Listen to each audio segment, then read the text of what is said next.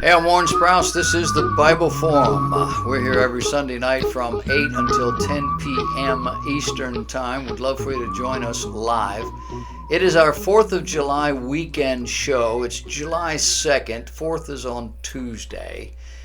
But we want to at least talk about this a little before we get too far down the road.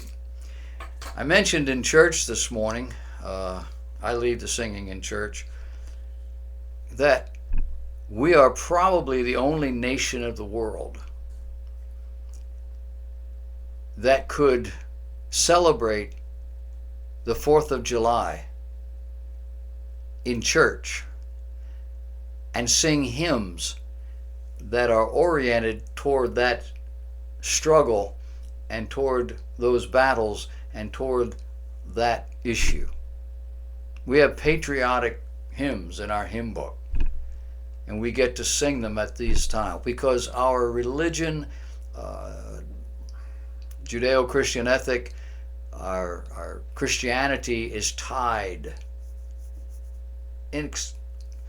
without reservation to the founding of this country. And we're celebrating 241 years of political liberty. The summer of 2017 is bringing these two monumental events into focus. Freedom from oppression, one spiritual, the other political. The reformers back in the day were saying things like, "Give me liberty or give me death," just as Patrick Henry did here in our country.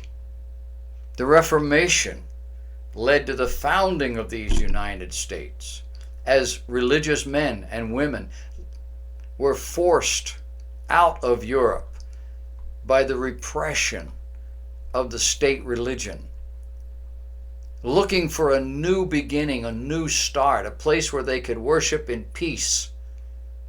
They came over here. They established colonies. These colonies were established with rules and laws that were reminiscent of biblical principle and engendering religious freedom. These were Christian adventurers putting all their eggs in this one basket, a basket they'd never seen before, could not have comprehended, and were not really prepared for. We know the stories about that first winter. They landed late in the year, in the fall, and the winter was brutal, and many died. And all of them suffered immense deprivation and cold. But their records indicate it was their faith that kept them going. In time, God and their own determination saw them through. In time, the colonies rose to challenge even Great Britain in terms of trade and prosperity. The king and Parliament determined to keep the colonists in subjection, the colonists suffering under that iron fist. In the end, it was just too much.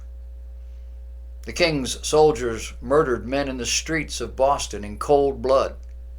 We still refer to that as a massacre. And Britain's standing army was engaged by these scruffy colonists and defeated in the battles of Lexington and Concord. Rebels and anarchists, by definition, turn against established order in order to enrich or to exalt themselves. By that definition, the American colonists were not rebels. They were standing up for their God-given and their British rights under law. They complained and sought redress for Britain's crimes through the proper channels for over a decade, to no avail. In fact, things got worse. Now the established and legal authority in their lives, having demonstrated their purposeful disdain for the very laws and for the people over whom they ruled, were the ones guilty of treason. The Declaration of Independence was not a declaration of war. It was an effort toward a peaceful settlement of grievances which were enumerated. And that Great Britain refused to bow to their own laws is what caused this war.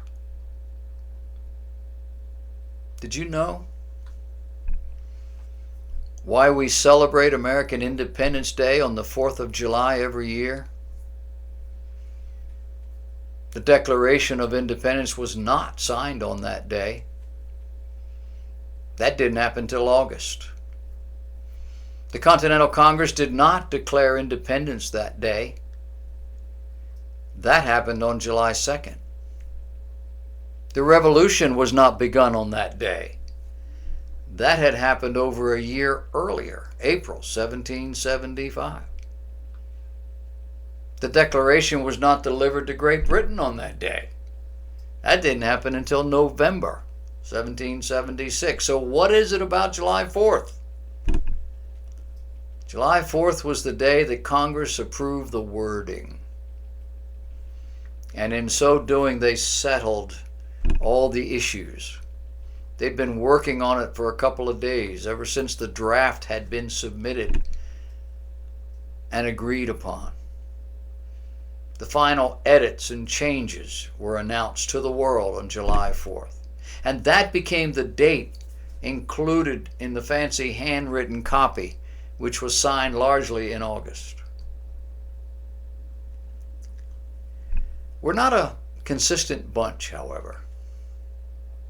Later, when the Constitution was drafted, the date we remember is the date when it was signed, not the date it was approved.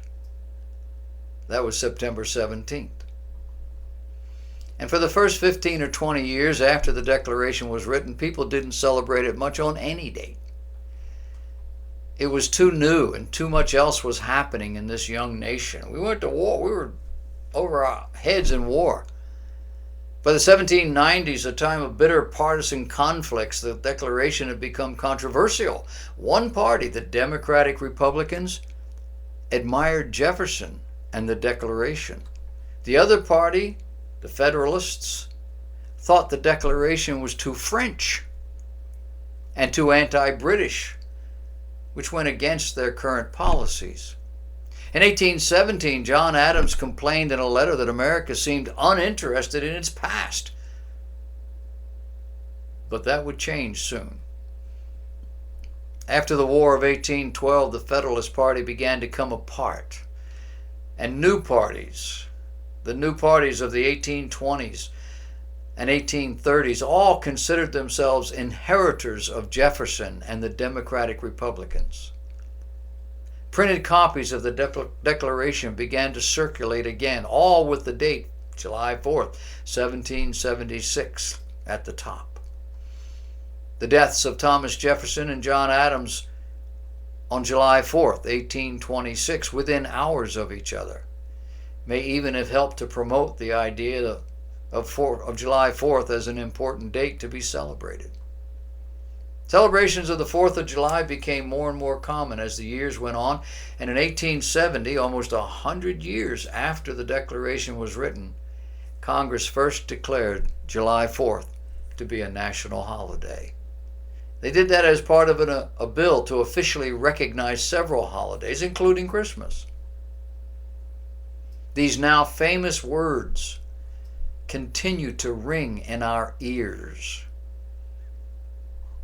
In Congress, July 4th, 1776, the unanimous declaration of the 13 United States of America, when in the course of human events it becomes necessary for one people to dissolve the political bands which have connected them with another, and to assume among the powers of the earth the separate and equal station to which the laws of nature and of nature's God entitle them. A decent respect to the opinions of mankind requires that they should declare the causes which impel them to the separation. We hold these truths to be self-evident, that all men are created equal, that they are endowed by their Creator with certain unalienable rights, that among these are life, liberty, and the pursuit of happiness. Happiness, in their definition, was not to go out and have a party. Happiness in those days referred to the ability to live in peace and to go about your business doing the kinds of things that gratify you, make life meaningful to you. That to secure these rights, governments are instituted among men, deriving their just powers from the consent of the governor. That whenever any form of government becomes destructive of these ends, it is the right of the people to alter or to abolish it, and to institute new government, laying its foundation on such principles and organizing its powers in such form as to them shall seem most likely to effect their safety and that happiness. And after enumerating the offenses, they wrote, "In every stage of these oppressions we have petitioned for redress in the most humble terms. Our repeated petitions have been answered only by repeated injury. We must therefore acquiesce in the necessity which denounces our separation, and hold them, as we hold the rest of mankind, enemies in war, in peace friends. And for the support of this declaration, with a firm reliance on the protection of divine providence, we mutually pledge to each other our lives, our fortunes, and our sacred honor." What was going on here? A people organized under their own constitution and laws, granted them by Great Britain, from whence they came and to whom they sold their goods largely, are now being treated like slaves. Citizens in Great Britain had more rights than colonists, and yet colonists were considered British subjects. On top of that, there were abuses, monetary, military, moral, and legal. They believed, rightly, that when a government treats its citizens like slaves, it is the government which is corrupt, and thereby forfeiting their right to rule. On that premise, the Continental Congress was not rebelling against Great Britain, but rather standing up for their legal rights under British and under universally accepted law. Great Britain was the unlawful party in all of this. Since then, our existence has been checkered, at the very least, marred by lust, greed, avarice, rash efforts, crude decisions, and yet overall, throughout all of this, we have stood tall when and where it counted. We have grown weak in recent years, deliberately, by leaders who are ashamed of our heritage and our great ability. Men and women who would bring us down so as to make them strong. But we have prevailed and shall until Jesus comes, or until it pleases Almighty God to diminish us. This is our heritage, rooted in God, in godly principle. This is the United States of America, the marvel of the entire world, and the scourge of our enemies. And long may our banner ever wave over the land of the free and the home of the brave.